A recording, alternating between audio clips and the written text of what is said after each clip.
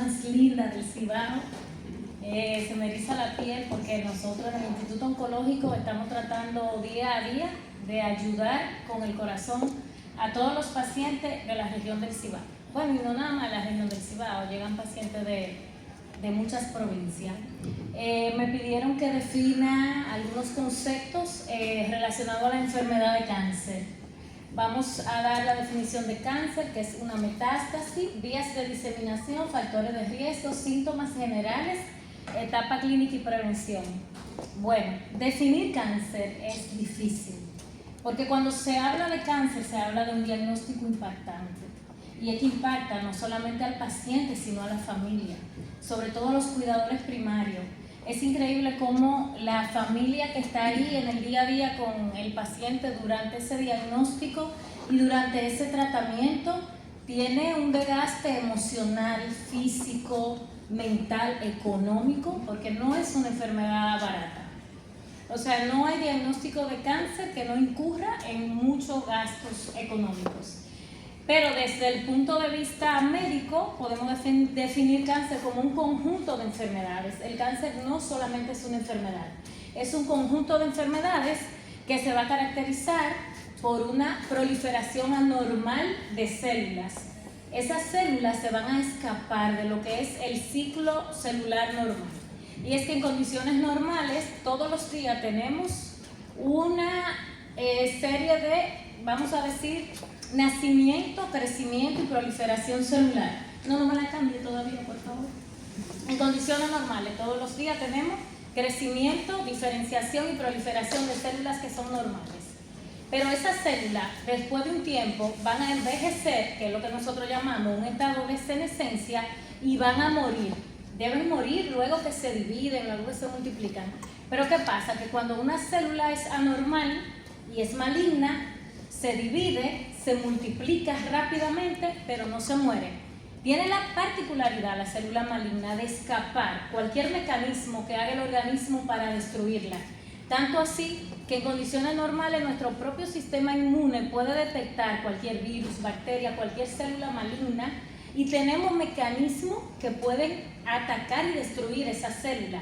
Pero esta célula maligna es tan inteligente que se escapa de cualquier maniobra que pueda hacer el sistema inmune y sigue multiplicándose y sigue dividiéndose y va a proliferar y tiene la particularidad de producir metástasis, que vamos a abundar ahora sí en la siguiente diapositiva, que es una metástasis. Bueno, cuando llega un paciente a la consulta, ese es el momento más crítico luego de darle el diagnóstico, decirle si tiene o no tiene metástasis. Pero si utilizamos ese término, si me pudiera poner la diapositiva para que el público, si quiere leerla, la vaya leyendo. Entonces, decirle a un paciente que tiene cáncer es difícil, muy difícil. De hecho, debemos de apoyarnos en un equipo multidisciplinario donde debe haber un psicólogo y a veces debe de haber un psiquiatra, de hecho. ¿Sí? Entonces, ya se le dijo que tiene cáncer. Un diagnóstico que le va a cambiar la vida desde ese mismo momento. Pero para nosotros es más difícil darle la siguiente noticia. Ay, Dios. ¿Tiene o no tiene metástasis? O sea, su cáncer está localizado en el seno, por ejemplo, o ya se salió al hueso, al hígado, al cerebro, a los ganglios linfáticos. Ese es el momento más difícil.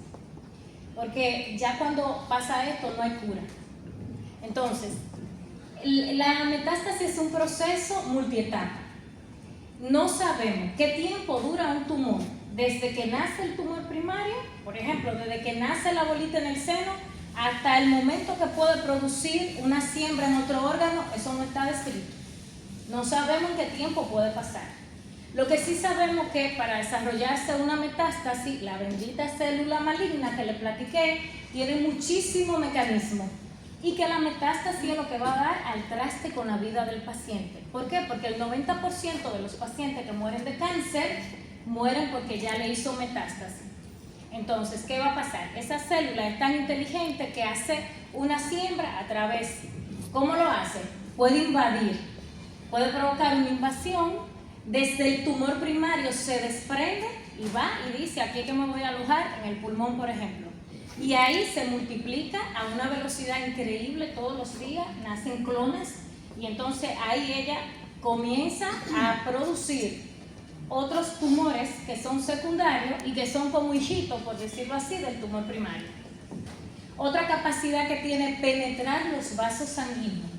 Penetra en la circulación y a través de la circulación migra al órgano que ella quiera. Ahora, si hay tumores que prefieren el pulmón, hay otros que prefieren irse al hígado y hay otros que prefieren irse al hueso o al cerebro. Otra particularidad que pueden hacer es que pueden sobrevivir a cualquier mecanismo que quiera evadir a esa célula tumoral, como dijimos inicialmente.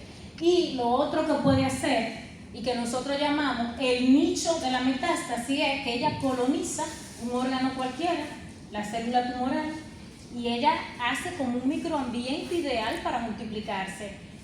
Produce que nazcan vasos sanguíneos, y eso se conoce como angiogénesis, y a través de esos nuevos vasos sanguíneos, ella crece y se multiplica porque esa irrigación de esos nuevos vasos sanguíneos le sirven, vamos a decir, como nutriente, y la célula puede comenzar a crecer y a replicarse de una manera desproporcionada. Entonces, con esto definimos lo que es una metástasis, que es cuando el cáncer se ha expandido del lugar primario a sitio secundario y que cada tumor tiene una particularidad o una preferencia por X órgano para hacer la metástasis. La siguiente, por favor. Entonces, ¿cómo se disemina el cáncer? Que es lo mismo que cómo hace metástasis, pues ya lo dijimos. Puede ser a través de los vasos sanguíneos, puede ser a través de una siembra directa o puede ser a través de los vasos linfáticos llegando a los ganglios y ahí alojándose y produciendo, vamos a decir, lo que es la diseminación sistémica de la enfermedad. La siguiente, por favor. Ahora, ¿cuáles factores de riesgo tenemos para desarrollar cualquier tipo de cáncer? Hablando en general de los factores de riesgo, vamos a tener factores que son genéticos. Si tenemos un factor genético, es un factor no modificable. O sea, si en nuestra genética tenemos unos genes que en algún momento van a hacer que se padezca la enfermedad, por más vida sana, por más ejercicio, por más sano que se alimente el paciente, eso es intrínseco y el paciente no puede modificarlo. Y aquí que tenemos mutaciones genéticas, como cuáles. Hay una muy famosa que es la de la actriz Angelina Jolie, que es la mutación de dos genes que se llaman BRCA. Puede ser BRCA1 y BRCA2. Si se han tenido algún familiar o vamos a decir, algún contacto con una paciente con cáncer de mama, se sabe que esos son los genes que predisponen a cáncer de mama genético, hereditario, familiar, como queramos llamarle. Si una paciente tiene esa mutación, sea lo BRCA1 o el 2, esa paciente tiene un 80% de posibilidad de que le dé cáncer de mama y un 40% de que le dé cáncer de ovario. Y esa paciente, antes de que le dé el cáncer, hay que hacerle una mastectomía bilateral profiláctica y hay que hacerle la extracción de sus ovarios. Si ya llegó con el cáncer porque no sabía que tenía la mutación, entonces luego del tratamiento hay que hacerle esa cirugía, porque le va a dar cáncer de mama bilateral o cáncer de ovario sí o sí. Entonces eso es algo que no es modificable, ¿verdad? ¿En quiénes se sospecha? En pacientes jóvenes que están padeciendo cáncer, pero que tienen historia familiar de que su mamá, tías o abuela padeció cáncer de mama o de ovario a una edad muy joven, ¿de acuerdo? Entonces, otros factores de riesgo relacionados a cáncer hereditario es en el cáncer de colon. Ahí hay dos genes, que son los genes MLH1 y MLH2, que se relacionan con cáncer de colon hereditario y que sí o sí hay que hacer una cirugía de quitarle la mayor parte del colon a los pacientes antes de que le dé el cáncer. Entonces, otros factores que tenemos, bueno, ya me pasaron la diapo, hay otros factores de riesgo que esos sí son modificables. ¿Como cuáles? Como factores de riesgo ambientales, ocupacionales. ¿Y qué entra ahí? Ahí entra la radiación que produce el sol, la radiación que se llama la luz ultravioleta, que está relacionada con el desarrollo de cáncer de piel. Y que son muchos los pacientes que trabajan en el sol, que llegan con cáncer de piel, pero por suerte ese cáncer no es agresivo y se cura con cirugía. Hay pacientes que trabajan con materiales de construcción que tienen un componente que se llama asbesto y está 100% relacionado a cáncer de pulmón, sobre todo uno en específico que se llama mesotelioma.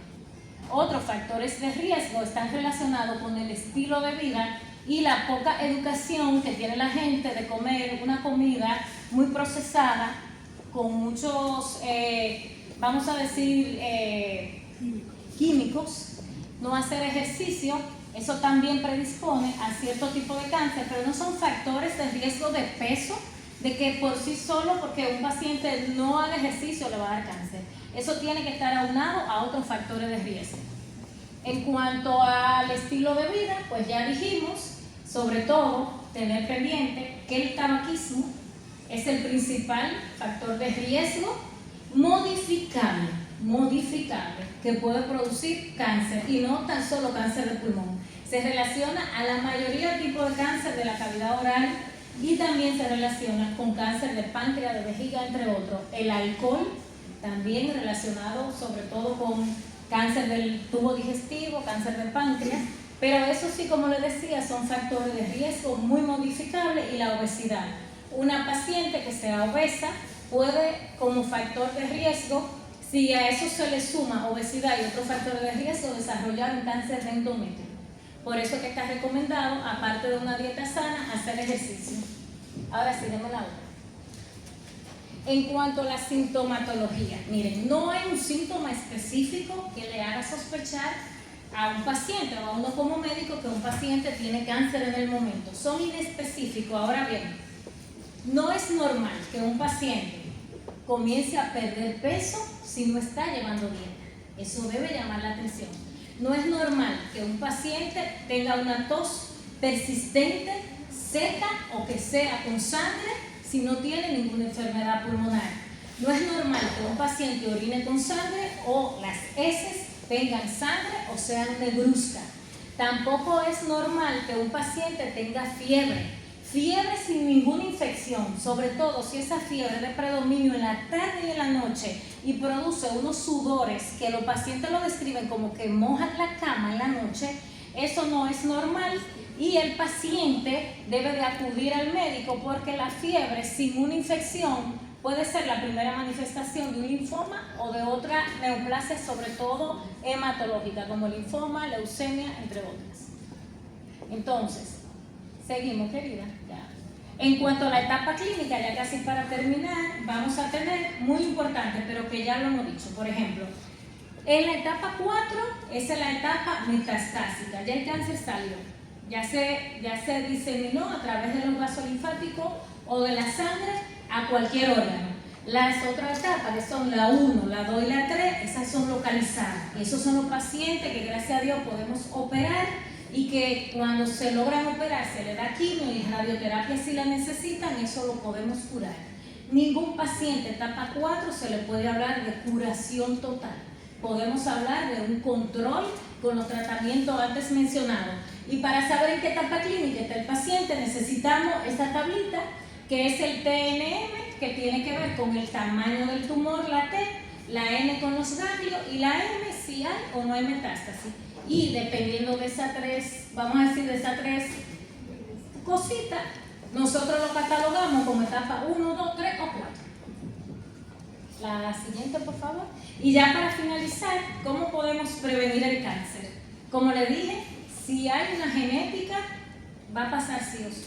¿De acuerdo? Entonces, si un paciente quiere hacer una prevención primaria, que es, yo voy a modificar mi estilo de vida para evitar que a mí me dé cáncer, ese paciente debe, lo primero, no fumar, porque le digo que es el factor modificable que más se asocia con muchos tipos de cáncer. Lo segundo, llevar una dieta saludable, rica en fibra, baja en grasa, eliminar los alimentos ultraprocesados, tomar 7 a 8 vasos de agua al día, ingerir frutas y vegetales. Ese paciente debe hacer ejercicio y debe de ponerse la vacuna del virus del papiloma humano, que está relacionado con cáncer cervicuterino y con cáncer de la cavidad oral, y tener la vacuna disminuye mucho esa posibilidad, y también la vacuna del virus de la hepatitis B para evitar un cáncer a nivel hepático. También debe de controlar el peso y prevenir la obesidad. Ahora, ¿qué debe hacer un paciente como prevención secundaria? ¿Qué es la prevención secundaria? Es lo que nosotros conocemos como tamizaje. Y ahí entran medidas que se pueden hacer desde el punto de vista médico para usted detectar un cáncer a tiempo. Me hago una mamografía anual, me hago el PSA anual y voy a un urólogo a una evaluación, una colonoscopía después de los 40 años se recomienda, y con esto yo puedo detectar un cáncer en una etapa muy temprana y eso cambia el pronóstico. Ahora, lo último es una prevención terciaria que se hace en un paciente ya conocido con cáncer que finalizó su tratamiento y que queremos evitar una recaída, ¿verdad? Es ese paciente que lo logramos curar y debe de hacer un seguimiento estricto con su oncólogo, y ese oncólogo le va a estar indicando laboratorios e imágenes cada cierto tiempo. Por eso, cuando llega un paciente, yo le digo, esto es un matrimonio de por vida, porque el paciente oncológico nunca se le da de alta.